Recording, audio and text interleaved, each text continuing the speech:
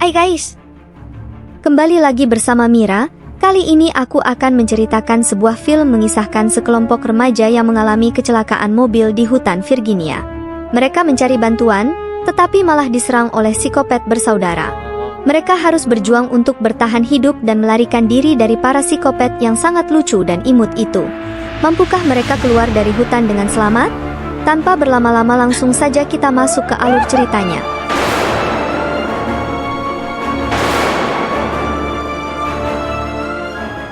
Film ini diawali dengan sepasang pria dan wanita yang sedang melakukan panjat tebing di lokasi hutan West Virginia. Ketika si pria sudah berhasil menuju ke atas tebing, terlihat di atas sana dia seperti diserang oleh seseorang dan tubuhnya pun berlumuran darah. Tiba-tiba pria yang di atas tadi malah terlempar ke bawah, otomatis wanita pun terkejut.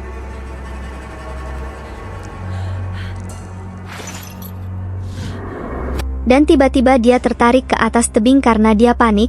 Dia langsung memutuskan tali yang ada di badannya hingga dia pun terjatuh. Dan si wanita itu masih bisa berhasil selamat, dia pun lari ketakutan dari sana.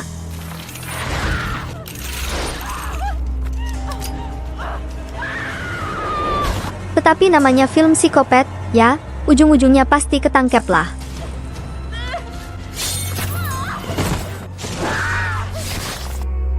Kemudian scene berganti ke salah satu pria yang bernama Chris. Dia sedang mengendarai mobil melintasi pegunungan West Virginia.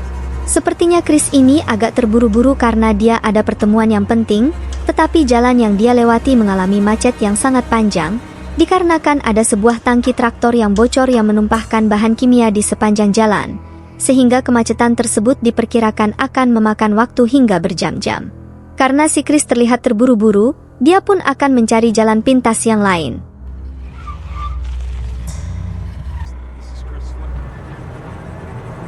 Ketika sedang dalam perjalanan, Chris mampir ke sebuah pom bensin yang sepertinya sudah tidak diurus lagi.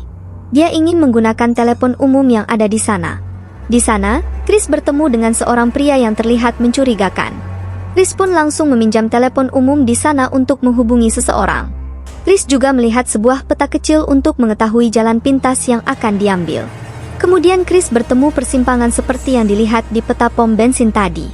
Dia pun mengambil jalan sebelah kiri. Ketika dia masuk ke jalan tersebut, di pinggir jalan dia melihat ada hewan yang tewas, dan hewan itu terlihat seperti habis diburu oleh seseorang. Tiba-tiba Chris menabrak sebuah mobil yang terparkir di pinggir jalan.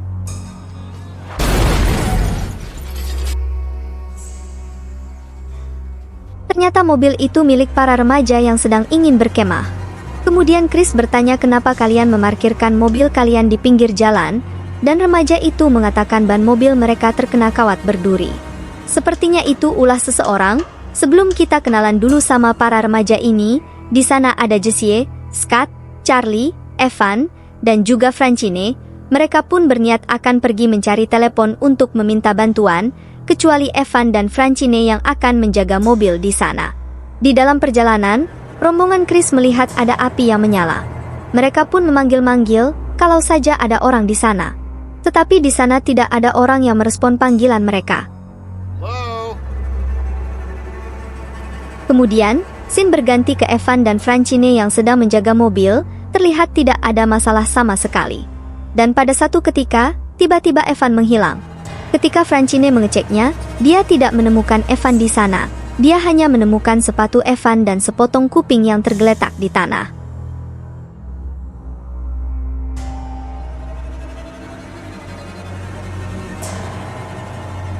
Kembali lagi ke rombongan Chris di dalam hutan. Mereka menemukan sebuah gubuk derita, dan di depan gubuk itu terlihat banyak sekali mobil-mobil rongsokan yang sudah lama tidak terpakai.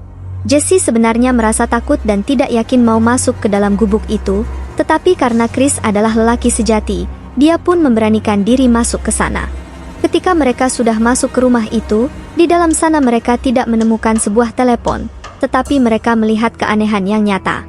Di dalam sana mereka menemukan berbagai barang bertumpukan seperti kacamata, mainan anak-anak, dan perabotan rumah tangga lainnya. Mereka juga menemukan banyak kawat berduri. Kawat tersebut mirip seperti kawat yang membocorkan ban mobil mereka. Kemudian Charlie kebelet pipis dan menggunakan kamar mandi di rumah itu. Di dalam kamar mandi yang sangat kotor, Charlie menemukan banyak gigi yang dikumpulkan di dalam sebuah toples, dan di dalam bathtubnya ada potongan tubuh manusia. Chris juga menemukan potongan-potongan daging yang aneh di dalam kulkas. Mereka pun merasa ada yang tidak beres di rumah ini. Ketika mereka ingin pergi dari rumah itu, tiba-tiba para psikopat pun pulang dan mereka terjebak di dalam sana.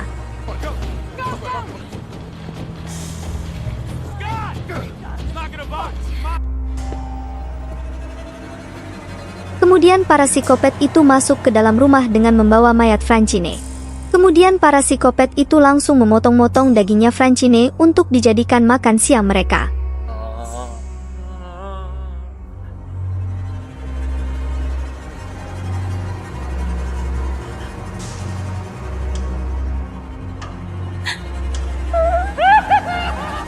Ketika para psikopat ini perutnya sudah penuh dan kenyang, mereka pun tidur siang.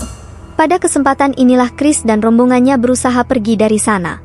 Ketika mereka membuka pintu, ternyata pintu itu berbunyi dengan keras. Kemudian Chris menahan pintu itu dengan tangannya agar tidak berbunyi. Ketika Chris ingin keluar, tiba-tiba psikopat itu pun bangun.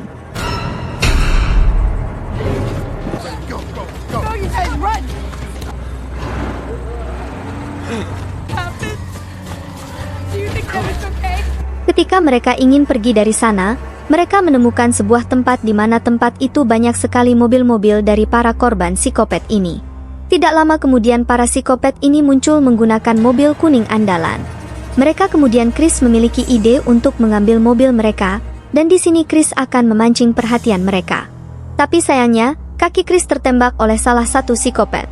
Kemudian Scott memberanikan dirinya sebagai laki-laki untuk mengalihkan perhatian para psikopat itu agar tidak menangkap Chris.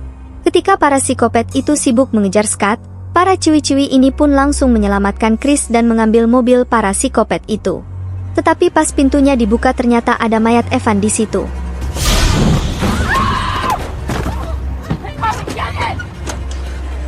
Dan mereka berhasil mengambil mobil para psikopat. Tetapi sayangnya Scott tidak selamat. Dan dia pun menjadi santapan baru bagi para psikopat itu.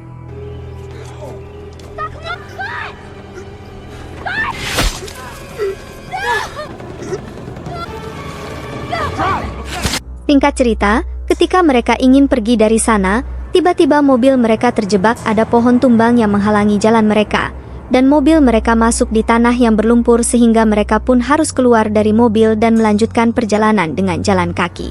Kemudian mereka menemukan sebuah menara radio. Mau tidak mau mereka harus bermalam dulu di menara tersebut. Di dalam menara itu, mereka menemukan P3K dan langsung mengobati luka Chris.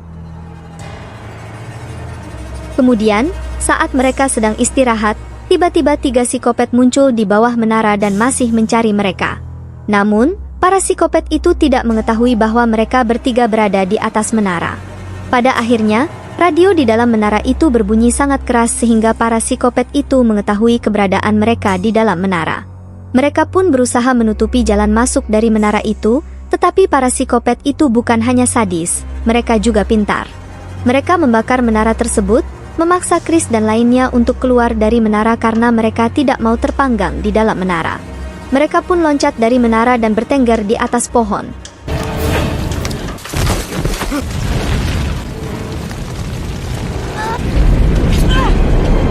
Para psikopat juga mengetahui keberadaan mereka di atas pohon, dan pengejaran pun terus berlanjut. Hingga akhirnya, keberadaan Charlie diketahui oleh salah satu psikopat dan Charlie harus tewas akibat kepalanya ditebas menggunakan kapak.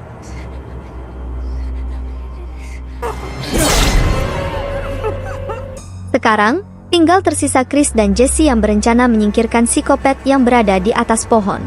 Dengan cara menyelepet muka psikopat itu menggunakan ranting pohon, dan Jesse akan menjadi umpannya.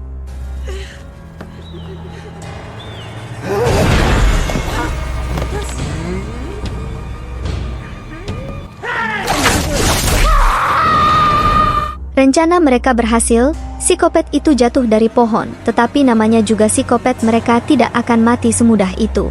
Chris dan Jessica juga menyadari bahwa psikopat itu tidak akan mati begitu saja. Chris dan Jessica pun mencari tempat persembunyian.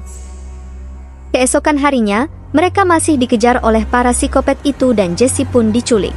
Chris melihat ada polisi yang melintasi jalan itu, dia meminta pertolongan tetapi polisi tersebut tidak percaya dengan perkataan Chris. What people?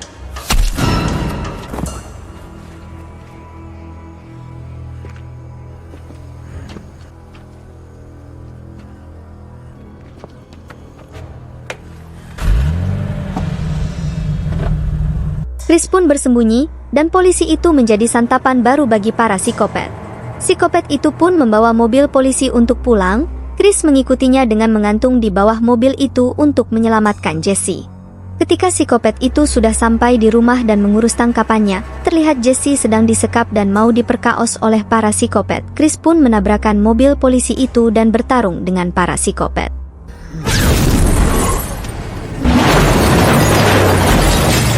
Chris pun berhasil menumbangkan salah satu psikopat dan menyelamatkan Jesse. Namun, musuh mereka bukan hanya satu orang, mereka kesusahan untuk melawan para psikopat itu. Jesse berhasil memanah salah satu dari psikopat, namun psikopat yang terakhir terlihat agak ngeselin. Pada akhirnya, Jesse berhasil menghempaskan psikopat itu.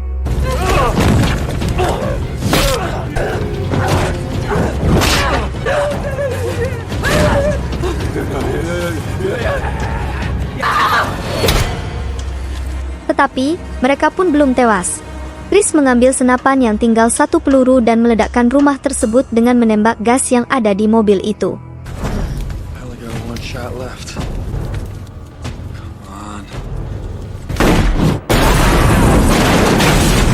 Pada akhirnya, Jesse dan Chris berhasil selamat dan pergi dari sana. Pada malam hari, polisi baru sampai ke rumah psikopat yang sudah hancur. Dia memeriksa TKP. Dan kemudian filmnya pun selesai.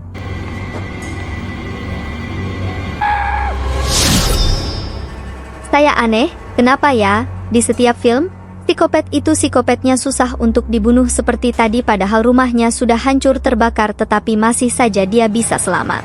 Oke teman-teman, mungkin itu saja yang dapat kita bahas pada video kali ini.